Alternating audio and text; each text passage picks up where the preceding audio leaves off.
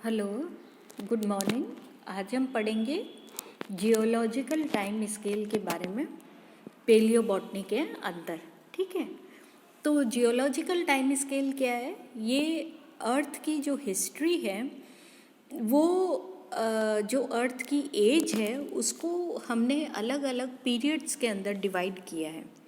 और वो मतलब ऐसा अर्थ की टोटल एज को कैलकुलेट किया, फिर उसको इक्वल पार्ट्स में अलग अलग पीरियड्स में डिवाइड किया, और ये जो एक टाइम स्केल बनी उसको बोलते हैं जियोलॉजिकल टाइम स्केल। तो ये हमने कैसे डिवीजन किया? It was divided on the basis of organisms that lived at different types, कि अर्थ पर अलग अलग समय पर कौन कौन से ऑर्गेनिजम्स रहते थे, क्या जलवायु थी, कैसा स्ट्रक्चर था, क्या स्ट्रेटा था अर्थ का, उसके बेसिस पर अर्थ की हिस्ट्री को डिवाइड किया गया। नाउ जियोलॉजिकल टाइम स्केल के अंदर क्या होता है कि इसके अंदर ऐसा this geological time scale it was first proposed. सबसे पहले ब्रिटिश जियोलॉजिस्ट आर्थर होम्स ने 1890 के अंदर ये टाइम स्केल दी थी।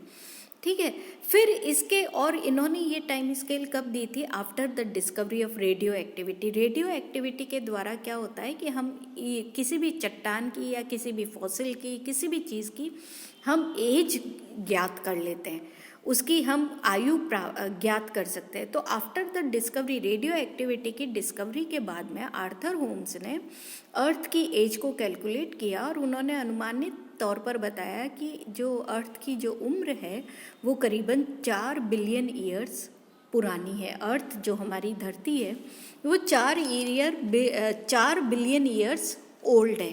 ठीक है, फिर बाद में रेडियो एक्टिव डिस्कवरी के बाद में जब रेडियो एक्टिव डेटिंग की गई डिफरेंट रॉक्स की, और तब ऐसा पाया गया कि जो अर्थ है हमारी it is even older than 4 billion years. ये करीबन 4.5 मिलियन ईयर्स पुरानी है हमारी धरती जो है वो। और this was much greater than previously believed. ये जो पहले मान्यता थी उससे भी ज़्यादा बड़ी, उससे भी ज़्यादा पुरानी हमारे अर्थ की आयु ज्ञात हुई। नाउ जियोलॉजिकल टाइम स्केल के अंदर क्या होता है? जो एंटायर टाइम पीरियड होता है अर्थ का, जो लाइफ स्पेन है, उसको इन्होंने 5 एराज के अंदर डिवाइड किया, 5 भागों में डिवाइड किया, जिनको एरा कहा जाता है। कौन कौन से एरा है? Cenozoic, Mesozoic, Palaeozoic, Proterozoic and Archaeozoic. ठीक है, फिर हर एक एरा जो है वो फिर से पीरियड्स के अंदर डिवाइड किया गया, और हर एक पीरियड को फिर विभाजित किया गया एपॉक्स के अंदर। तो ये देखो, ये जियोलॉजिकल टाइम स्केल अर्थ की दी गई है, और कौन कौन सी वेजिटेशंस उस दौरान पाई जा रही थी, कौन कौन से एनिमल्स उस एरा के अंदर पाए जा रहे थे, वो दर्शाया गया है। तो सबसे पहले सीनोजोइक एरा, इसके 2 डिविजन्स है, क्वाटरनरी एंड टर्शियरी। क्वाटरनरी के बारे में ज़्यादा नॉलेज नहीं है, इसको 2 एपॉक्स के अंदर डिवाइड किया, हेलोसीन एंड पेलियोसीन। और फिर उसके बाद में टर्शरी। हेलोसीन के टाइम में ऐसा माना जाता है कि मोस्टली हर्ब्स जो थे वो अर्थ पर पाए जाते थे, इसको एज ऑफ हर्ब्स भी कहते हैं। और इसी दौरान जो है मोस्टली हर्ब प्लांट जो हैं वो अर्थ पर पाए जाते थे, इसके अलावा और कोई प्लांट्स अर्थ पर नहीं पाए जाते थे। Then second is tertiary. Tertiary को late tertiary and early tertiary में डिवाइड किया गया। फिर ये लेट टर्शरी और अर्ली टर्शरी को फिर से इसमें एपॉक्स में डिवाइड किया, एंड ऐसा देखा गया कि डोमिनेंट ऑर्गेनिजम्स जो इसके अंदर थे टर्शरी एज के अंदर, वो थे एंजियोस्पर्म्स, बर्ड्स और मैमल्स आ गए थे। तो एंजियोस्पर्म्स के अंदर क्या था कि plant, it was increasing restriction of plant distribution and forest rise in herbs, और धीरे धीरे फॉरेस्ट का अपीयरेंस होने लग गया था। फिर डिस्ट्रीब्यूशन इन प्लांट्स के अंदर रेस्ट्रिक्शन होने लगा, डिस्पर्सल ऑफ वुडी एंजियोस्पर्म्स आया, फिर डेवलपमेंट ऑफ फ्लावरिंग प्लांट्स आया, फिर मॉडर्नाइजेशन ऑफ एंजियोस्पर्म्स आया था इस सिनोजोइक एरा के अंदर, लेटर सिनोजोइक एरा में।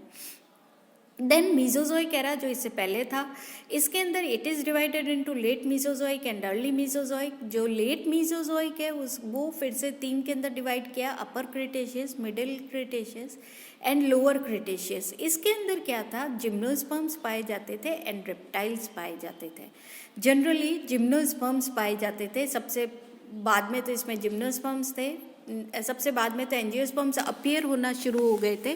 इस एज के एंड पर आते आते क्या हुआ था, एंजियोस्पर्म्स अपीयर होना शुरू हो गए थे एंड जिम्नोस्पर्म्स थोड़ा सा, कई जिम्नोस्पर्म्स फॉसिल बनने लगे थे।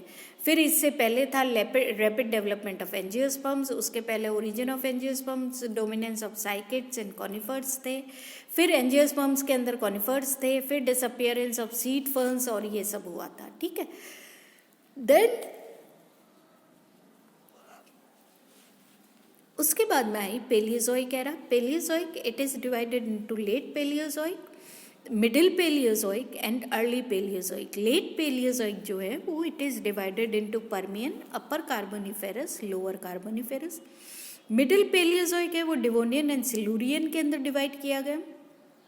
एंड अर्ली पेलियोजोइक जो था वो ऑर्डिविसन एंड कैम्ब्रियन पीरियड्स के अंदर डिवाइड किया गया। इस पीरियड के अंदर, इस एरा के अंदर जो है मोस्टली लाइकोपोड, सीड फर्न्स पाए जाते थे and amphibian plants, amphibian animals पाए जाते थे, फिशेस एंड अर्ली प्लांट्स पाए जाते थे।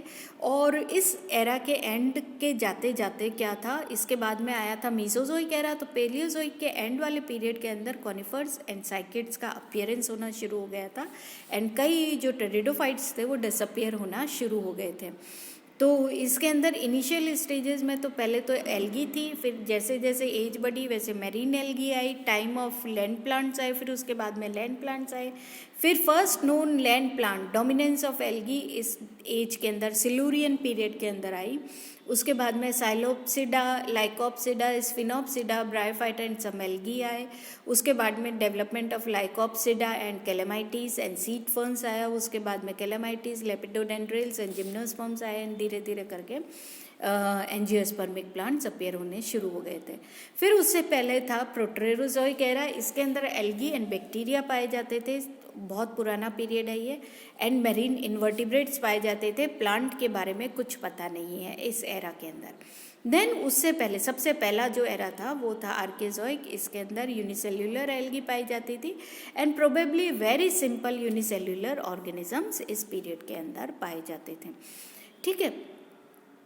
तो प्रोटेरोजोइक एंड आर्कियोजोइक एरा जो है, इन दोनों को मिला करके प्री कैम्ब्रियन एरा भी कहते हैं। और अबाउट 88 ये जो है ये it constitutes about 88% of the geological time.